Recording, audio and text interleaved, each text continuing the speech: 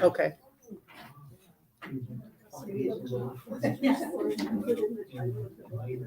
Does he want me to like literally speak into it? Okay. I'm going to give it like 30 seconds though.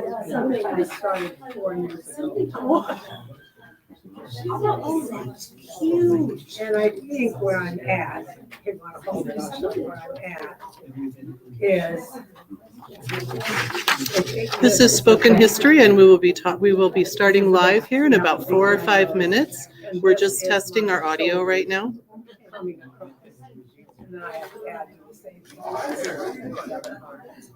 I think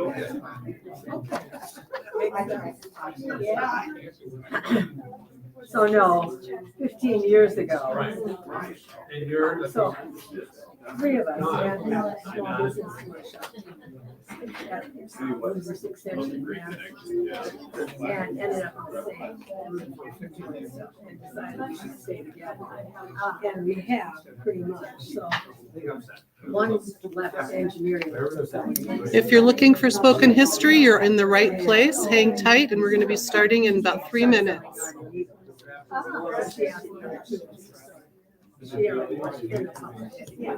So we do it for 15 years on Wednesday night. Test what?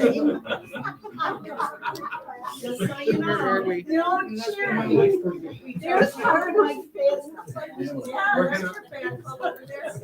We're gonna mob your limousine after. Does it have batteries? This didn't work. So yeah. Just made a really loud squeal. So be ready. Okay. Testing. This works great. It's a little I echo. like this. But then I started, they asked me to do Zoom, so I did Zoom for a year. Yeah, there's a bit of an echo with it. And now I have to.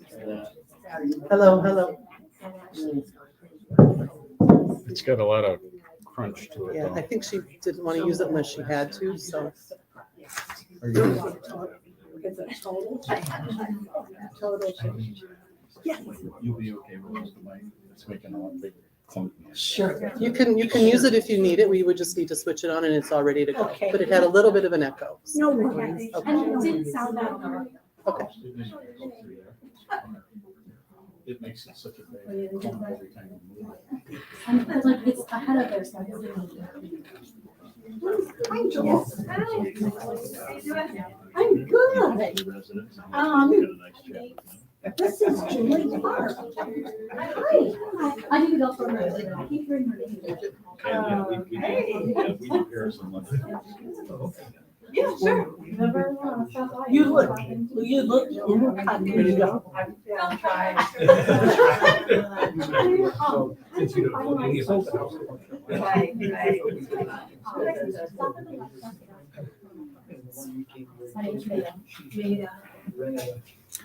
Okay, I think we're going to be getting started now. Everything seems to be working. Cross our fingers with this. So welcome to Spoken History, everyone. Spoken History is a collaborative effort of the Northwood County Historical Society, the Marshfield Historic Preservation Association, the City of Marshfield Historic Preservation Committee, the Marshfield Genealogy Group, and the Everett Rail Marshfield Public Library. We are meeting tonight in our Felker room here at the library, and we also have an online audience. So keep that in mind when we're speaking here tonight, and they're going to be live on our YouTube channel. So there will be a time for questions at the end after the presentation, and you guys can all ask those in person, and we will have people can type in their questions or comments on the chat, and then I will relay it then to Eileen at the end of it. Our speaker tonight is Eileen Kelz. Her presentation is called The Making of a Feminist with Eileen Kelz, Marshfield 1968 to the Present. And she was set to do this in April of 2020 when Lori Belangi was still the director here, but lovely COVID shut everything down. So you've been waiting a long time for this. So Eileen moved to Marshfield with her husband in 1968 when she was 8 months pregnant. A number of years, she was a stay-at-home mom, and then she delved into a lot of women's issues. She had seen the devastation of gender bias and financial discrimination as a public assistance caseworker in Minnesota. She, along with others, formed a local chapter of NOW, National Organization of Women. Eileen has been an activist living in Marshfield for 50 years.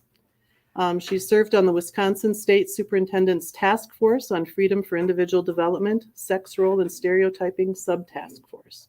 She lives with her husband, and Bill, and her 2 cats. Their 2 sons were born and raised in the Marshfield community, and Eileen is retired from her feng shui consulting business. I could use you talking to my husband because I don't like the arrangement in my living room. Just saying. And he doesn't like see my perspective. Okay. Like I said, Eileen's waited a long time from April 2020 and has put in a lot of effort into her presentation tonight. And she's graciously forewarned us that she may touch on a couple of hot button controversial issues. And some of us in the audience will have opposing views and experiences, but this is Eileen's story, and it's her journey to becoming a feminist in Marshfield. So take it away, Eileen. Thank you.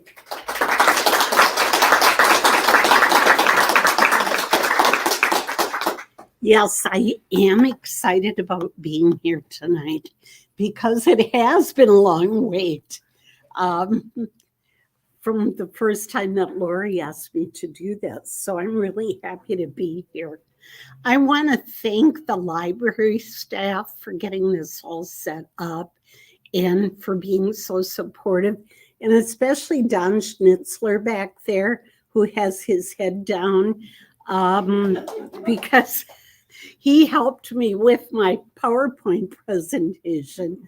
I haven't done one in over 10 years, so it was a little bit, and so I appreciate him doing all of that. Like Natalie said, I've been a warrior for the women's movement, and especially reproductive rights for over 50 years, the entire time I've lived in Marshfield. And during the course of the evening, I'll talk about the history of the women's movement, some personal experiences that I went through that led to me becoming a feminist, and some things we accomplished and some things that we were challenged by. And I'm really happy to have a couple of people here that were with me all the way through the 60s and 70s, even though they're only 30 and 40 years old.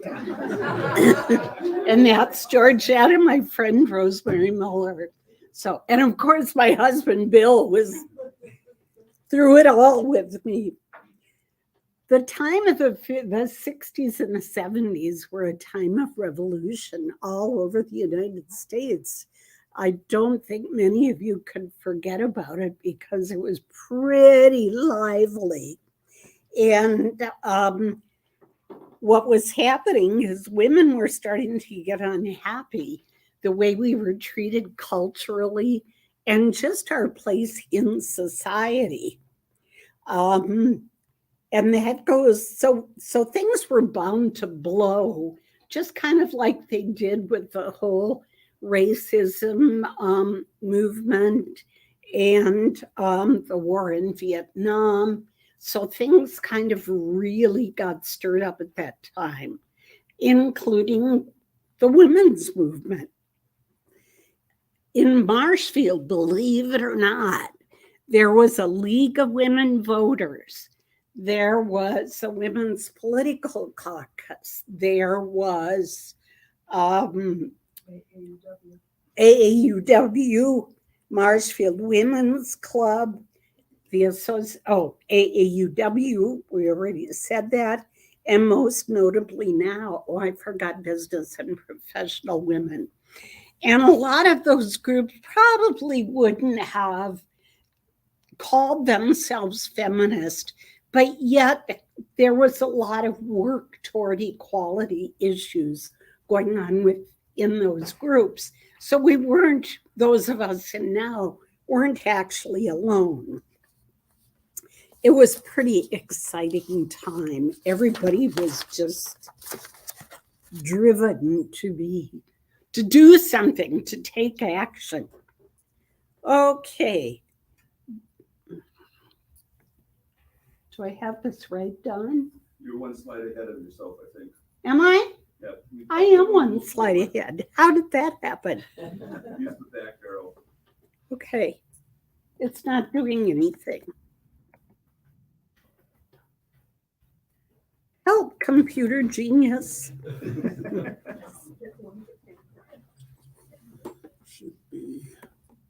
Oh, that one. I was doing the wrong one. Technology. So what is a feminist? A feminist is not somebody that hates all men. Definitely not. A feminist is not someone who feels like women should be better than men. That's just not it. What a feminist is an advocate of women's rights based on the equality of the sexes. It's all about the genders having equal rights, not one better than the other, but equal. And that doesn't mean the same, but it means equal. So what people used to say is, oh, they're just a bunch of angry housewives. Yeah, we were angry. We had good reason to be angry. Some of us were housewives, some of us weren't. But that was the thing. Oh, they're all just angry housewives or ball busters or somebody who hates all men. Just not true. Again, somebody, it could be men or women, that advocates for women's rights. Okay, let's do this right this time. I got it. Okay, we had a lot of women who were inspiring those of us who were starting out the movement. You must recognize this woman here, Gloria Steinem. And this lady over here is Betty Friedan. She wrote The Feminine Mystique. This is Bella Abzug. She was a representative, I believe, from New York. Feel free to correct me if I'm wrong on any of this. Up in the left-hand corner, your right, would be Germaine Greer. She wrote The Female Eunuch. Down here, we're backing up a little bit. This is Susan B. Anthony. And of course, we want to honor the women that got the right to vote, the suffragists. Anybody know this lady? No? This is Helen Dagey. She is a local who was, I hate doing this, but she was married to Dr. Carl Dagey, and she was a suffragist. And my friend Janet and I went to interview her, and it was just the neatest thing to be able to hear of her experiences in the suffrage movement. So she was certainly one that helped to inspire us. This lady here is kind of hidden. This is Judy Goldsmith. She's from Manitowoc, Wisconsin, and she became one of the first presidents of National Now, and a really neat lady, just a fantastic leader. And one person I'm going to throw in there, although I don't have her picture, is, get a load of this. Her name is Lorena Faustina Levitt. You can giggle. She was my great-great-grandmother, and she was very much of a feminist. In fact, my aunt dug out a lot of her speeches and articles that she wrote, and she wrote about equality in education, about women being able to own property, about some of the suffrage movement. But she actually wrote about a lot of the things that I used to talk about for the feminist movement. And that just really warmed my heart. So I'd get a picture of up there, but she looks really scary.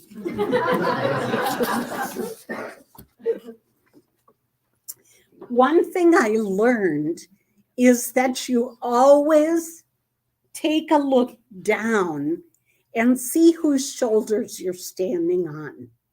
It's so important. We tend to think, oh, we created all of these things, but as feminists, you have to look at the people whose shoulders you're standing on. Who helped you along the way? Who gave you a boost? So that's why I have the pictures of these women. And there's so many more, but can everybody hear me back there? My voice is kind of... Perfect. My voice is perfect. You heard it. Okay. It is.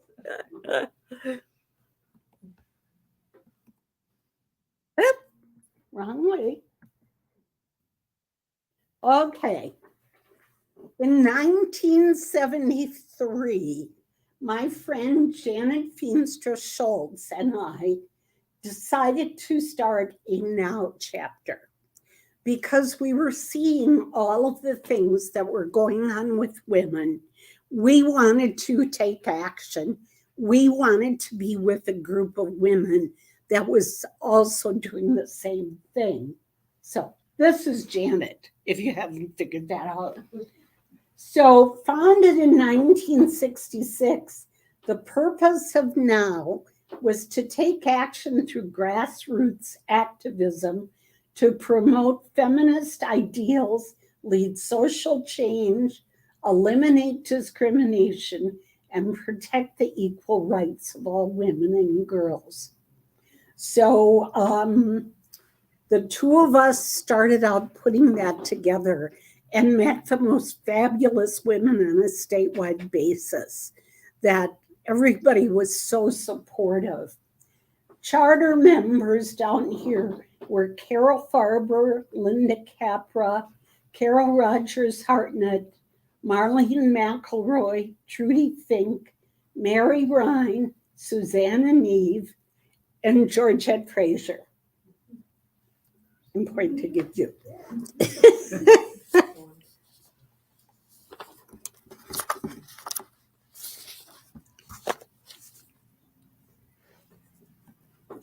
We started out, one of our first big challenges was the Equal Rights Amendment on a statewide basis. Over here on your right is a picture of a symposium that was put together. To the left is Margot House, the statewide Now president. Susanna Neve, she was a student. Doug, what's his name? Doug Hostler, thank you. And that's me, Eileen Kelz, on the right in my demure little colored dress. Your white collar. Yes, my white collar. So what we did was we just put the pedal to the metal and did so many different things to get both the state ERA and the national ERA passed. And we were not successful, but we worked hard. And I have a little story to tell about Janet and I. We were going around and talking to all of these small groups of people to try to drum up support for the ERA. So we would go out to all these meetings, and we went to a meeting of the junior JCs.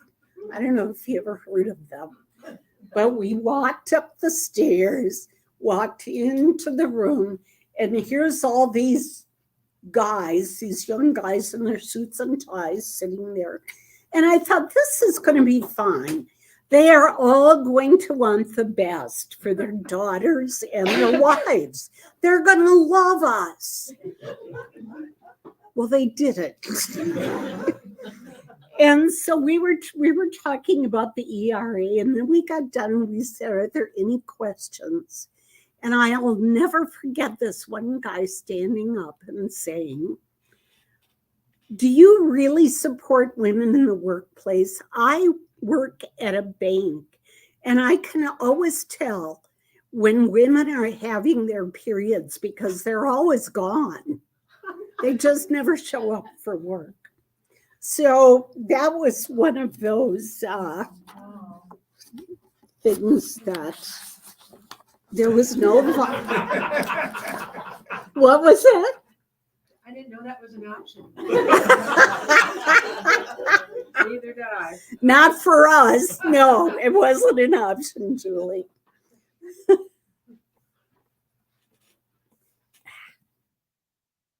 This was more ERA things. Like I said, we formed coalitions, worked with other groups. And this neat picture here was a group of women that hooked up with other groups around the state. It was the Women's Network, the Wisconsin Women's Network. And it was really neat to see people all bond together. I'm gonna point out people, just in case some of you may know them. This is a woman named Peggy Chose. This is Vivian Horn. She was president of Local Now. Carol Rogers Hartnett, Georgette Fraser, Betty Downs, Brenda Rowley. This is me. Betty Dovenbarger, you can't see her. And Betty Weber. Betty Weber. Yes, yeah. Betty Weber. So I don't know if any of you know those people, but there they are. I'll get it right eventually. Along the way, we were working on different challenges as a Now chapter, but I wanted to do more. I wanted to be able to share with women who wanted to learn skills. I wanted to do some counseling and support for women who were going through tough times. And so what we did was started Personal Development Council. Anybody hear of that? Okay, this was 1973, I believe. And so what we did was set up an organization that would serve women going through life transition and challenges. And what PDC did was, I said, we offered counseling services. We offered different classes to different women. Up here, this talks about a course called Back to School, Back to Work. Women were going back into the workplace or deciding they wanted to, but they had no experience, no skills. How do you do this? How do you do a resume? How do you apply for a job? What are the rules once you get there? What are the laws governing different things in the workplaces? Women wanted and needed to learn these things in order to merge back into the workplace. So that was one of our classes. This one offers course, I think that's assertiveness training too. This is about couples communication. I went for training for the Minnesota Couples Communication course. We had those. And this is announcing our counseling service. I'm sorry, my voice is starting to go. And assertiveness training. That was our most popular course. We did so many different assertiveness training courses, and nurses at the clinic wanted us to come and help them to communicate with the doctors on a more assertive basis. And a lot of different organizations asked us to come in and talk about assertiveness. And I still run into women today who took that course and absolutely loved it. And it was so much fun. Every time I run into somebody like that, I just get a kick out of it. What happened eventually was Brenda Rowley left the community and enter to the left, that's Betty Weber on the right, Mary Swami next to me, her daughter. They came and bought into PDC because Betty had just completed a peer counseling program at UW Stout. And Mary Pat, her daughter, wanted to do fundraising and marketing. Just fine with me. Get that off my plate. So the two of them joined with PDC, joined with me to work with me. And it was just a welcome boost to PDC. One thing why it was so important is because, guess what? There were no female counselors or mental health professionals at the Marshfield Clinic or anywhere else in town. So anytime a woman was looking for a feminine perspective, she wasn't going to find it at the Marshfield Clinic. So Betty Weber had her hands full with all the women that wanted to come and talk with her about women's issues. Does that surprise you, Mike? I've seen the old photos, yes. Oh, okay. Your newspaper article is great how you're identified as Mrs. William, Eileen Kelz.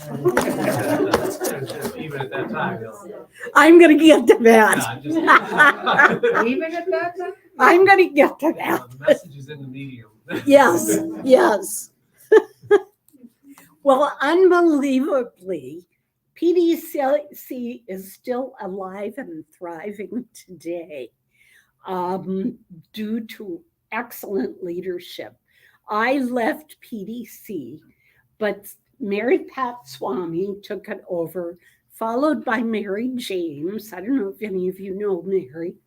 And eventually Renee Schultz. And these two women have progressed that organization just wonderfully. It's 50 years old, and Renee was the one that was brave enough to move into the shelter, the Orenda Center. So, and I see a couple of board members here, Julie Tharp, Kathleen Roca, Brian Ewert, and Jane Kennedy. Carolyn's a former board member. Oh, that's right.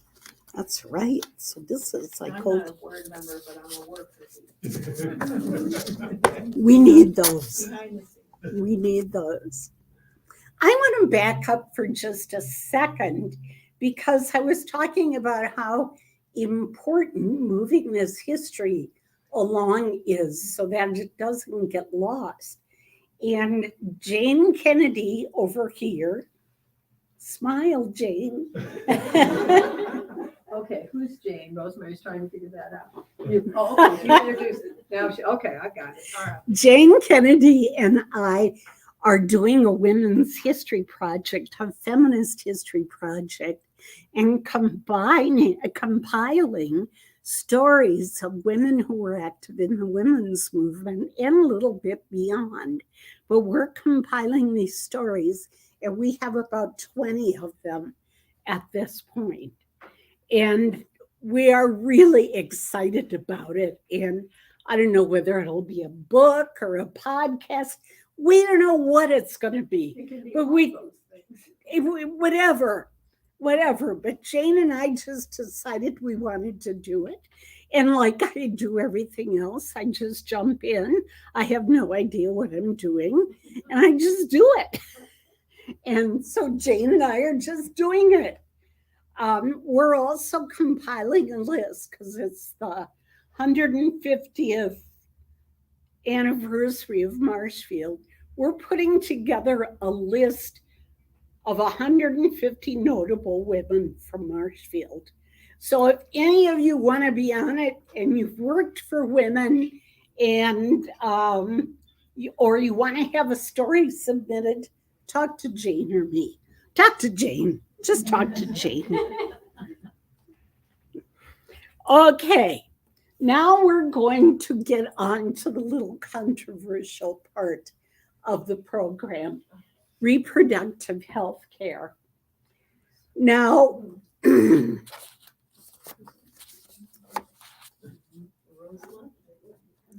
is everybody reading this?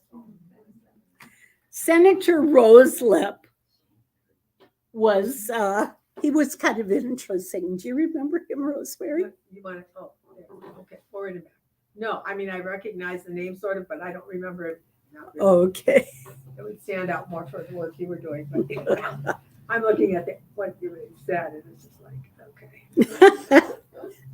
Well, there Especially were. since I have a granddaughter who is 11 months in the U.S. Navy, so. Okay. Well, there were several things that thrust me into reproductive rights. Up until that time, contraception was illegal up to the mid-70s. And then we started to fight for abortion rights. It wasn't just given to us if we said please. That wasn't how it went. The pill had finally been approved by the FDA and widely distributed, but only for married women. We little sluttish college students just didn't get the pill. I guess we were being punished for being sexually active. Don't tell anybody. But they just were not giving that pill out to anybody.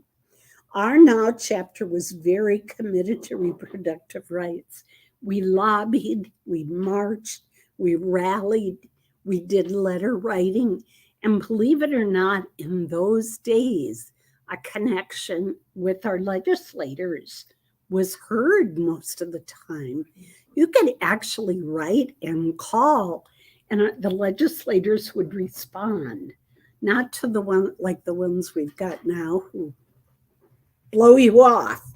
So it was a little bit different then. And I want to share a story, and it's a little bit tough to hear, but it's a story from my social work days. I was a somewhat naive, I was a very naive 21-year-old farm girl from Minnesota. And I got this job as a social worker in Minnesota. And one of my first clients was a woman named Jill. Jill was a really neat young woman. She had 4 kids. She was just trying to keep her head above water. She was on what we called welfare in those days. She was trying to go to school during the daytime and work a night job in order to support her family. And she was just barely keeping it together. Well, one night, her crappy shit, can I say that? I already did. One night, her crummy husband, who was not supporting his family, broke into the apartment. He raped Jill. And of course, she got pregnant. And she was desperate. And again, abortion was illegal at this time. And she just wanted to support her family in the best way possible. She knew there was no way she could bring another child in to her family. One day, I got a call from her little boy, who was just crying and he was desperate. He had come home and he had found his mother dead. And she had tried to self-abort, and this is what happened to her. And this is what happened to a lot of women in those days. They died from back alley abortions or self doing the job themselves. And as I was standing there, I heard the ambulance drivers, I heard them say, "Don't worry about her. She was just welfare trash. It doesn't matter." And I was just furious. I was furious that this whole thing happened. I was furious that that's what these ambulance drivers said. And that was one of the things that propelled me to be active in reproductive rights. Everybody's different. Everybody has a different view of things, but we can't make decisions for other people unless we're walking a mile in their shoes. And so that was a hard-learned lesson. Okay, forward. Oh, I forgot to bring that one up too. Eileen Kelz opened Central Wisconsin Planned Parenthood in spite of heavy opposition. This is where I went next because I just wanted to see this kind of service happen for women. What happened was, this is a whole long local story. I don't know if any of you remember Jan Coombs. She worked as a volunteer for the Wood County Board. And she had organized a group of nurses on a volunteer basis to have a family planning program available to women in poverty, where she and these other nurses would go out, talk to the women, explain the different birth control devices. Oh, and birth control was finally legal at this point. They tried to explain what birth control was, how it worked, and provided for women on a really low income basis. But in the county board's wisdom, after this program was going for a couple of years, they decided to discontinue it. It was a really successful program, but they decided that it just wasn't worth doing. And so one day, a woman named Janet Menching, who was head of the Wood County Public Health Nursing Service, she walked into my office and she said, "Eileen, you might be interested in this. The county board has discontinued this program, but the state has just come up with child and maternal health funds and grants through Title X on national basis for agencies that do contraceptive care." And she said, "Do you want to apply for this grant?" I knew nothing about running a family planning service, so I said, "Sure." What the heck?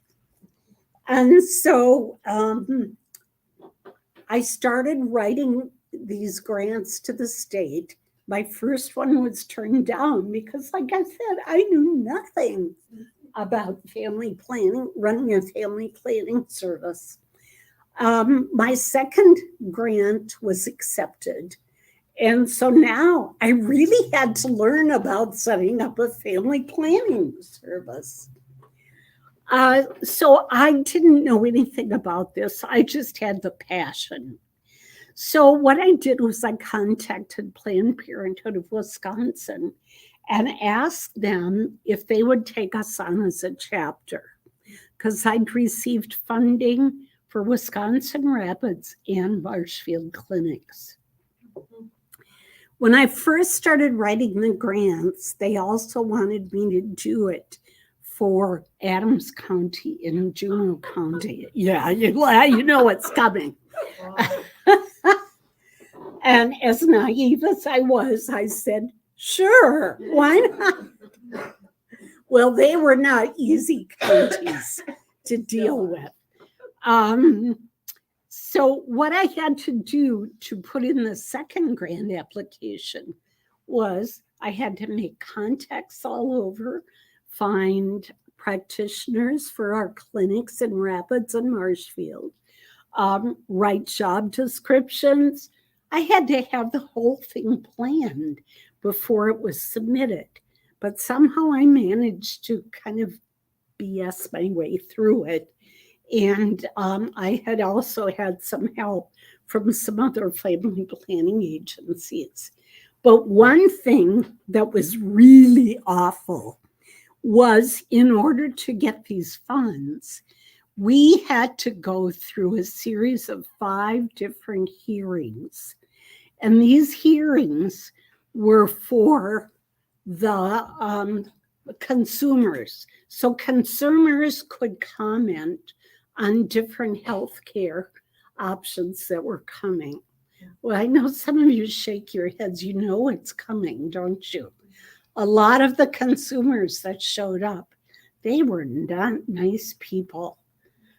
Georgette, do you want to share what that one woman said at that,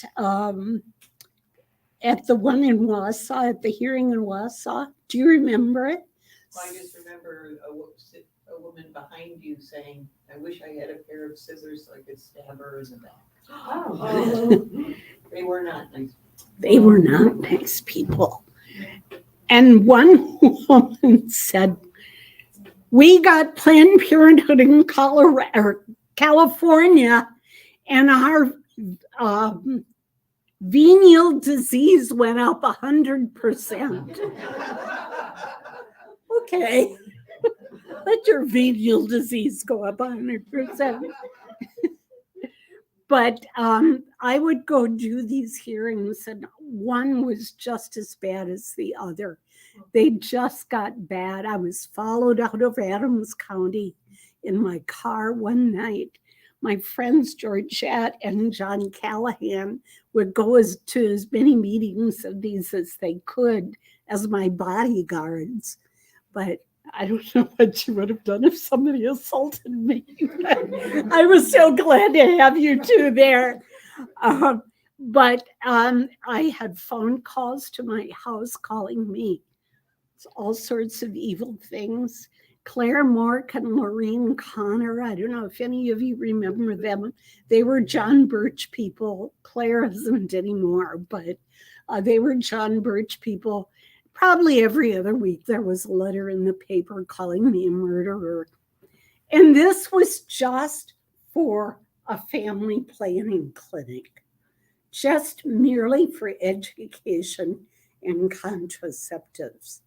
So that was my story of going through and getting the Planned Parenthood grant. But anyway, finally we got it. And I have to tell you, we did make Goliath angry. The Marshfield Clinic, who had only 4 OBGYN obstetrics and gynecologist physicians, all male, of course, and they were all good Catholic men who would not talk to anybody about birth control. In order to learn about birth control, the Marshfield Clinic, you had to go to Dr. Russ Lewis because he's the only one that would talk to you about it. And of course, you had to pay an extra fee on top of that. So we did make the Marshfield Clinic angry. They were not happy that Planned Parenthood was moving in because we might defeat them. I don't know what the deal was, but they didn't like us. But one really good part of that was Paul Meyer. We had to have a medical director And Paul Meyer said he would come on and be the medical director for our Planned Parenthood clinics. He's my hero. I just love the man. Of course, he passed a couple of weeks ago, but we were so grateful for him. So onward. By the way, I took over the directorship of that Planned Parenthood and served there for 10 years. And that included Eau Claire and Chippewa Falls too. But I just am very proud of working for Planned Parenthood, even though it wasn't always easy. Okay, onward. Does anybody recognize these two women? This is Georgette Fraser.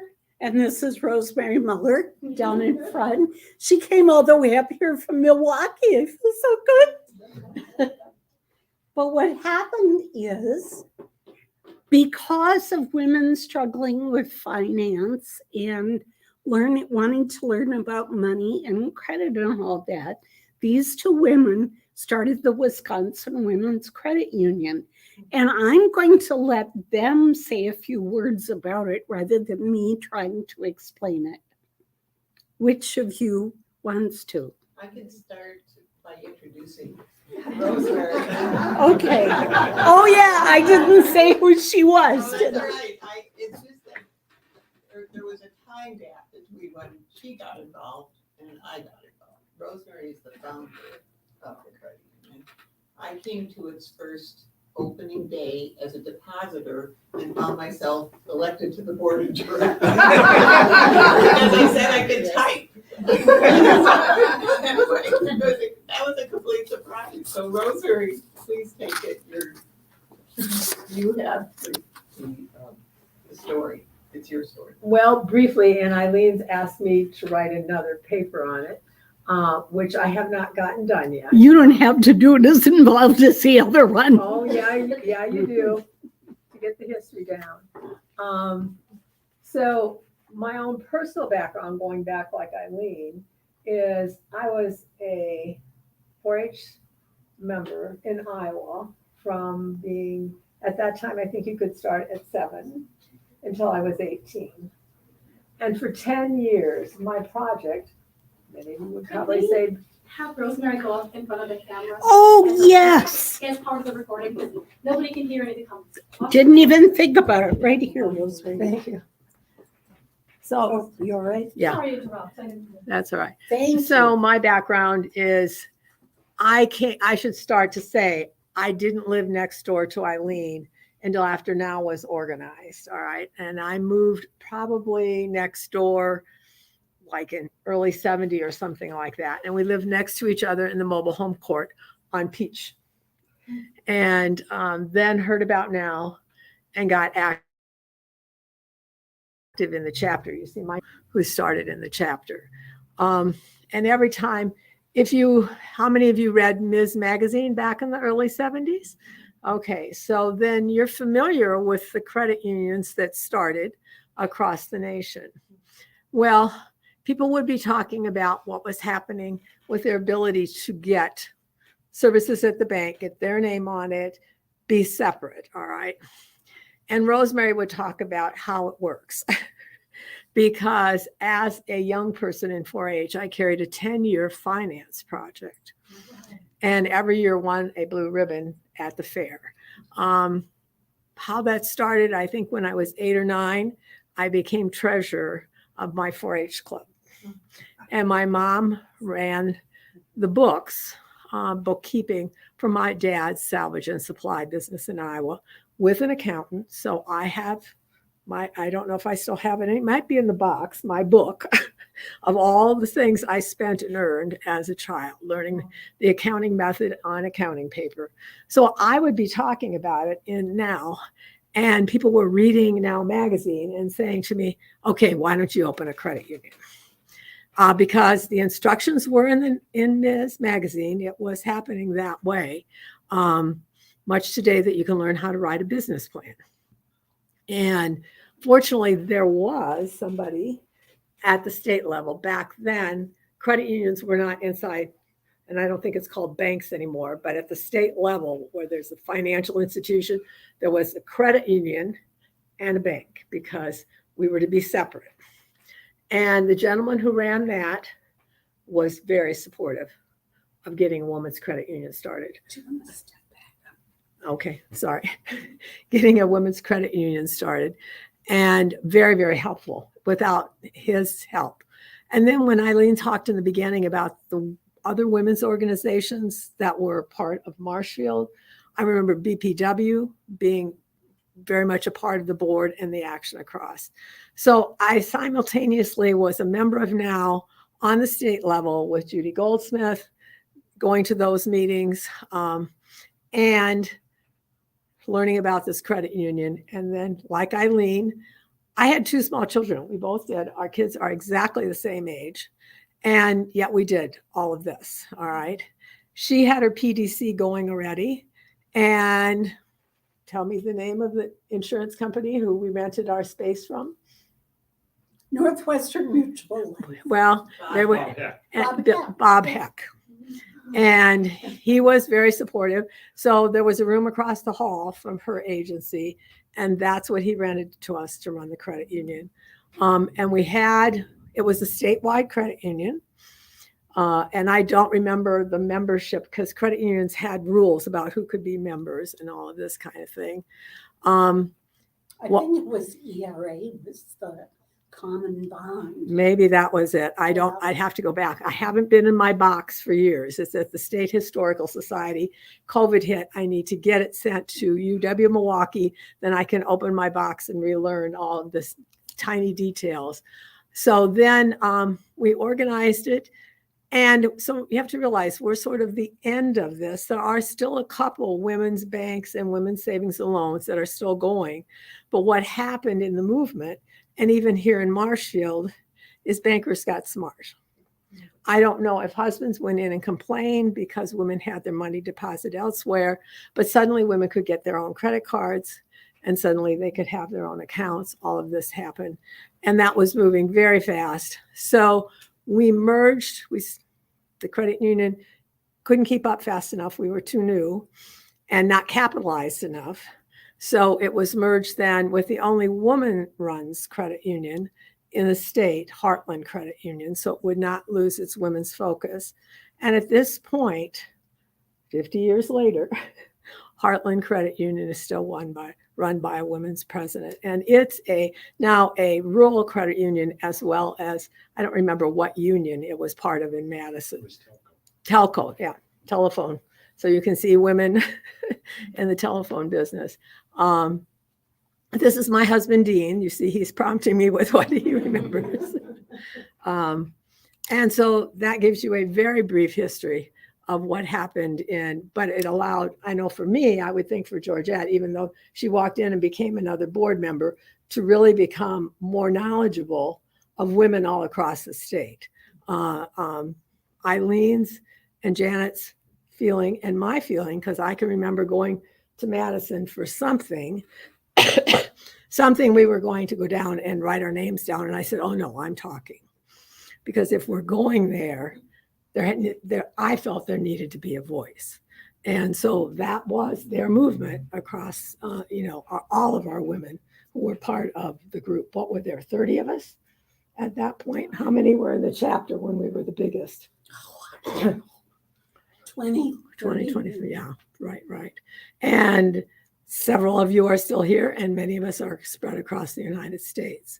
I can tell you, with what's happening, to bring up the topic, Eileen said she finished with her Planned Parenthood and what we're all going through with Roe versus Wade, and now with the abortion pill.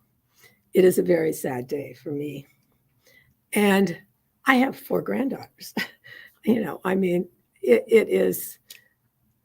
It's just, I keep saying, what could we have done different as sisters all these years to have gotten legislation done differently? But it's all about the power, and we have to keep working on that power to gather that, to continue the movement forward and get the services to all people, all families, as we move forward in this. I'll walk around this way Yeah, instead of skipping over good. course. We don't Thank you. Thank you, Rosemary. You're welcome. You did that much better than I could. In addition to reproductive rights and women in credit, now worked on a lot of other things that were a benefit to women. Just the sexual revolution itself freed women from many predetermined roles. I mean, we were supposed to be housewives, stay home, take care of our children, and be done with it, and just enjoy our lives at home. And this was the cultural expectation, but it just, what happened? Okay. But it just wasn't fitting anymore, was it, women? We just couldn't accept that anymore. We wanted to be housewives if we wanted to, but we still wanted to be able to have other options. 1986 reformed the marital property reform laws, which made Wisconsin one of the only, is it the only community property state in the nation? So that, The only one that's made a switch from separate property to marital. Right. okay. Because women wanted to be able to come out of through a divorce, but not be stripped of everything. I have another story to tell you from my social work days. I had another client named Mary, and she was a farm woman, and she worked alongside her husband for over 20 years, did all the chores, the farm work, plus she took care of the house and fed him and mended his socks and did all that kind of stuff. Well, he found somebody younger and more beautiful. So Mary was out, he ditched her, he asked for a divorce.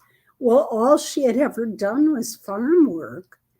And the judge declared that because her name was not on the property, because women could not own property then, because her name was not on the property, she was entitled to none of it, even though she had contributed well over 50%.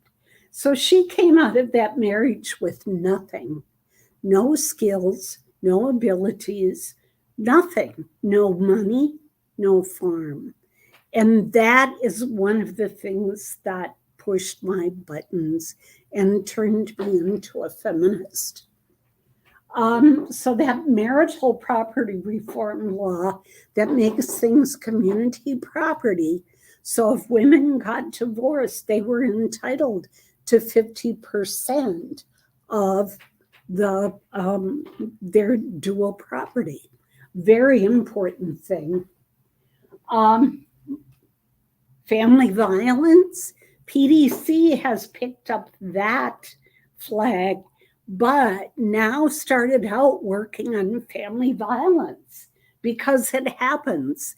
People, it's pretty invisible around here, but yet it is here. There is domestic violence. We worked on child care. We worked on rape legislation. We had a wonderful state senator named Bill Bablich, who was just so responsive and such a friend to the women's movement. And we worked with him and Senator Barbara Ulichny to create rape laws. We call it sexual assault legislation. There are 4 different stages that were created. One of them is, I can't remember whether it's 1 or 4, but one is more of a simple, if somebody grabs your breast or somebody touches you in a way that you don't want, is not welcome, or says things to you, that's 1 degree of sexual assault. And it goes all the way up to number 4, which is full-on rape. So that was extremely important legislation for now and for women all over to have. And women started being taken more seriously than about rape, rather than it being assumed that it was always the woman's fault. Okay, women got added to the telephone book. Who would have thought of it? It was all our husbands' names. So nobody could find us if they were looking for us. I mean, you guys remember phone books, don't you? Okay. So women, we worked on getting women added the names to the phone book. Okay, here you go, Brian. We went to war with the News Herald. I am not kidding you. We would write up our news releases or our press releases for upcoming meetings. And we would put our name, we would put Eileen Kelz. The News Herald would go to no end to find out who we belonged to so I could be Mrs. William Kelz.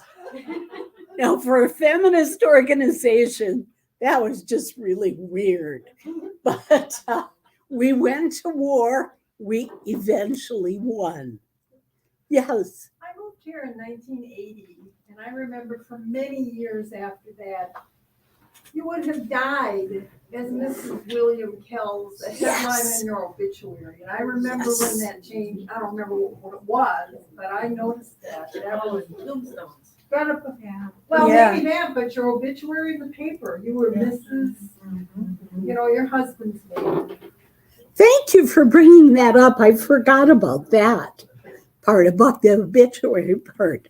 Kathleen. Can I just ask a question? At what point in this timeline did you get the cease and desist letter? Oh, Can you repeat the question so that you know? well, Kathleen asked. Repeat the question. Yes. Okay. Kathleen asked at one point, did we get our cease and desist letter? This was a letter that PDC got from the Marshfield clinic. Is that the one you're talking about?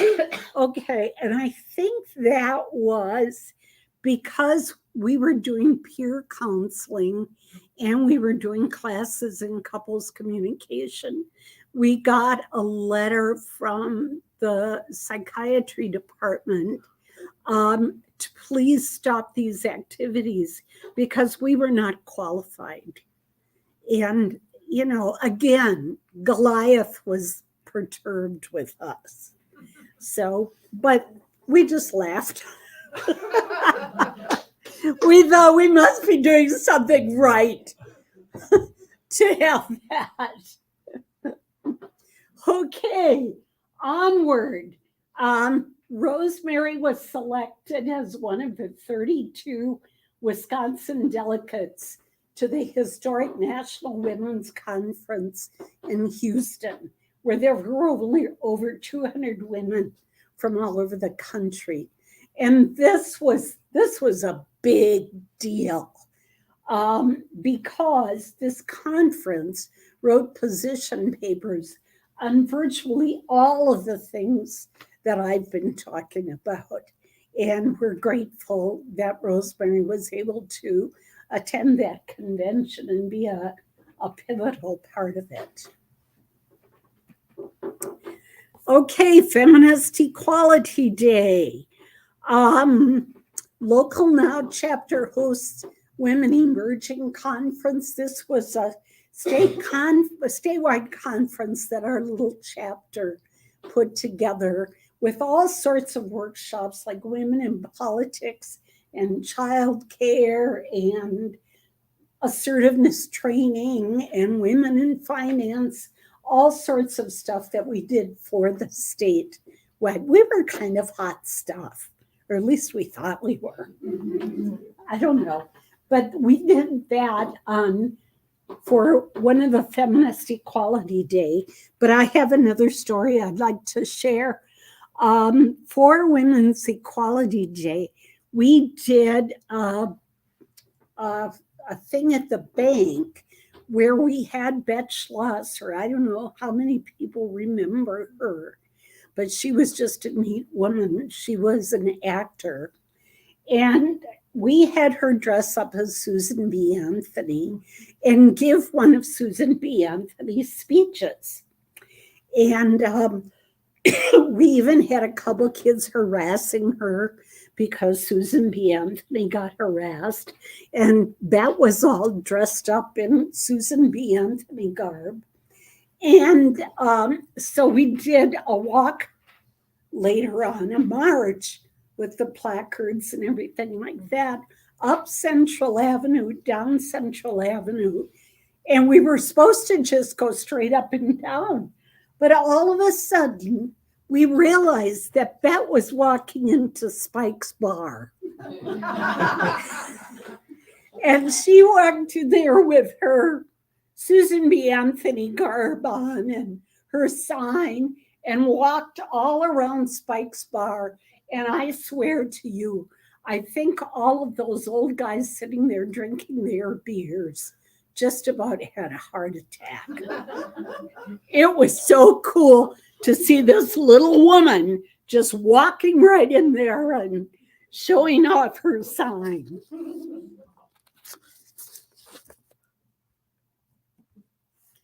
Okay, this is a biggie. How many of you played sports in high school or had kids play sports in high school or anybody else? This was really big. Marshfield now worked very hard to get Title IX passed, wherein people are protected from discrimination based on sex in education programs or activities that receive federal finance. And for those of you whose children played sports, this was a big deal. When I was in high school, we had cheerleading and we had flag twirling. And both of those were chosen by popularity, having nothing to do with skill or ability. But those were our two options. Even if we wanted to play tennis or golf or something else, I swear to you, coaches and everybody probably thought it would ruin our childbearing abilities. I don't know what the deal was. But Title IX, it just helped fix a lot of things that were wrong within our educational institutions. Equal sports opportunities now available. No longer are girls discouraged from furthering their education because they will just get married someday and be taken care of. And they won't really need it. Girls no longer are discouraged away from STEM programs. Now they're encouraged towards STEM programs. Boys could now take home economics and girls could take shop programs. It opened up so many other things, but it took a while, of course. But Title IX is probably one of the most enduring, laws on the books, just so the Supreme Court doesn't decide to reverse it. And at the bottom, I was, as Rosemary said, or Georgette said, I was appointed by Governor Patrick Lucey as a member of a task force to study and make recommendations on the effects of sex role stereotyping in Wisconsin schools. That was fun. That was really a neat experience. I met some incredible people. So now continues to work on issues vital to women and girls, like how does widowhood affect a person financially, job-wise, children-wise? a whole bunch of different things. WCCU, the credit union, we were working on women in credit. Marshfield, not immune to family violence. And now training sessions. A group of us were trained to do a women and employment project through the state Department of Employment, and worked with employees on their attitudes. Oh, yes. This is Don's favorite slide. Feminists do have a sense of humor. Do you know any of these people? Do you admit to knowing any of these people? We had so much fun putting these poor guys through their paces. Swimsuit contest, dress up contest, talent show, which was kind of iffy. But the winner of our beauty pageant was a guy named Steve Gozy, really neat young man.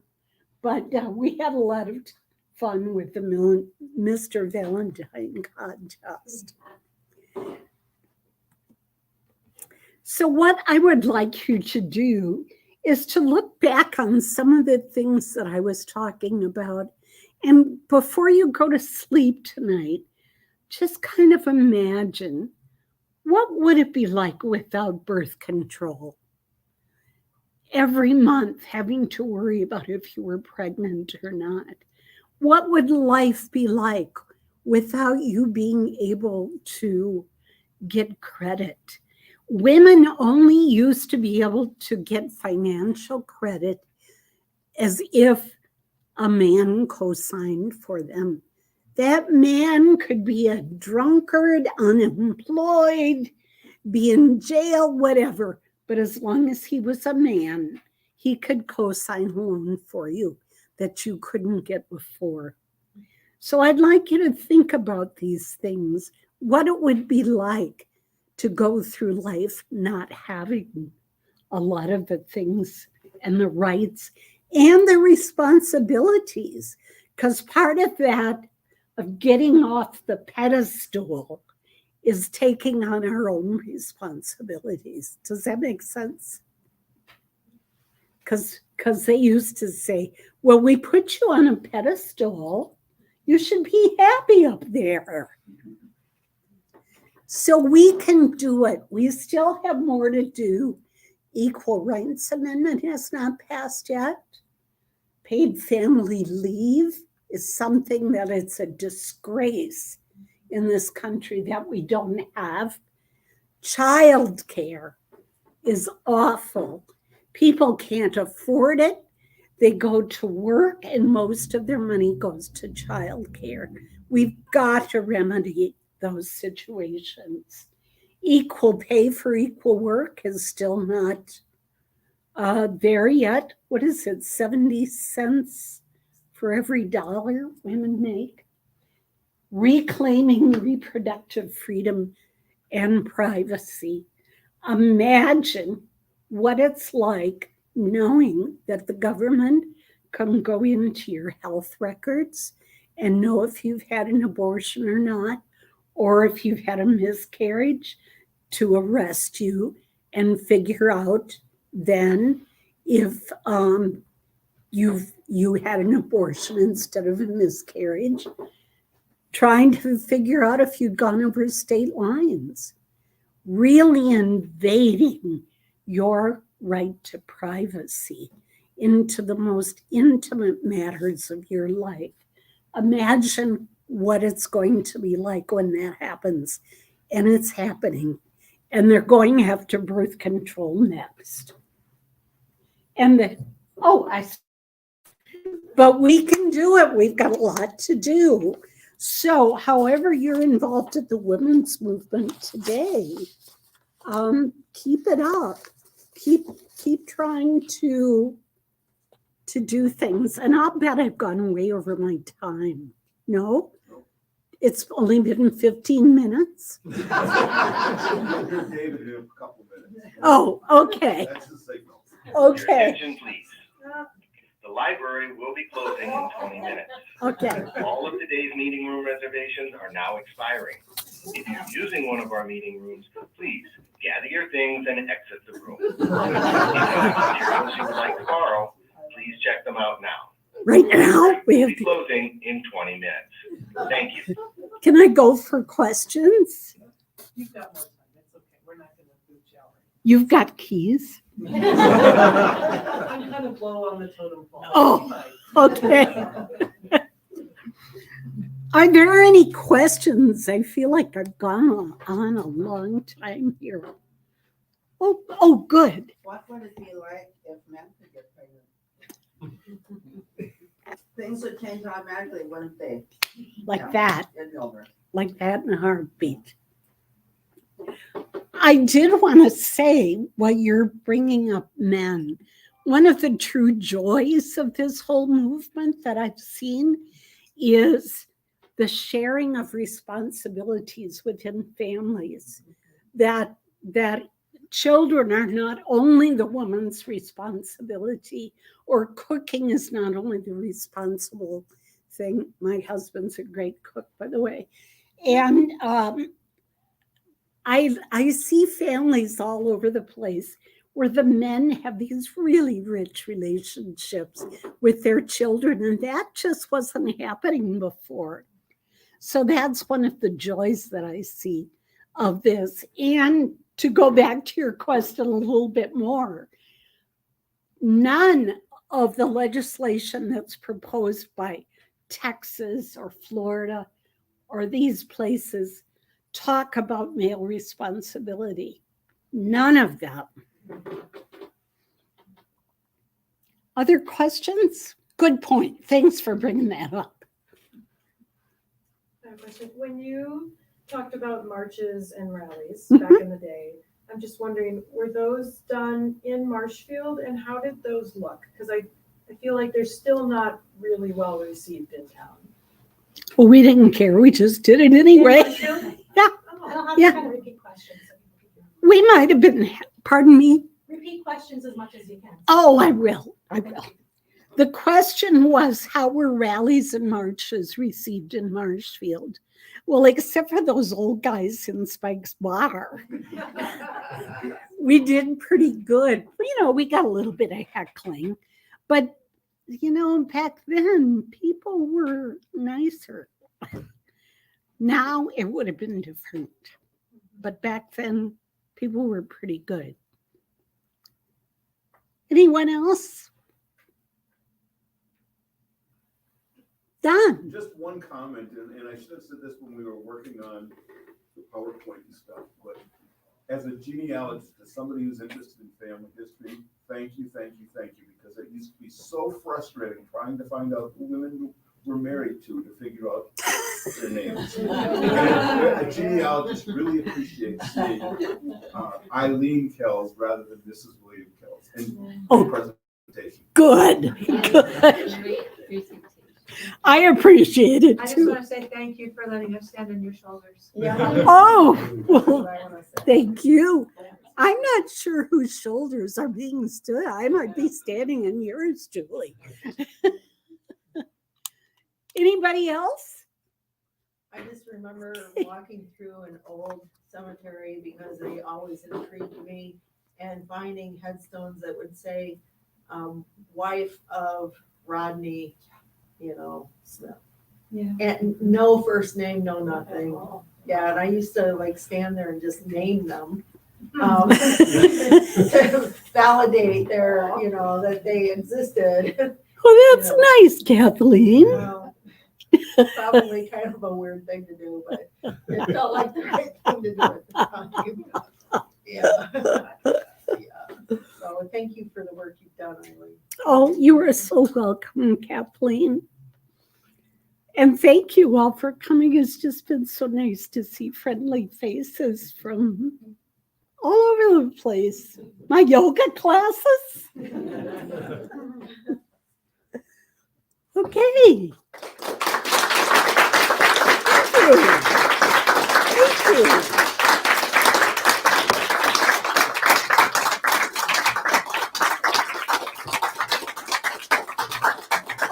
Let that soak in a while. Thank you. Thank you, Eileen. You're a very charming and engaging speaker. It was a very nice presentation. Thank you. I want to invite all of you, next month, we have Spoken History, the second Thursday of every month. So next month will be May 11th, and it will be our very own Don Schnitzler speaking. And the topic will be History Rising from the Grave. It's about the cemetery and the cemetery tour and everything. So hope to see all of you again. So thank you very much. Oh, okay. Thank you. Thank you.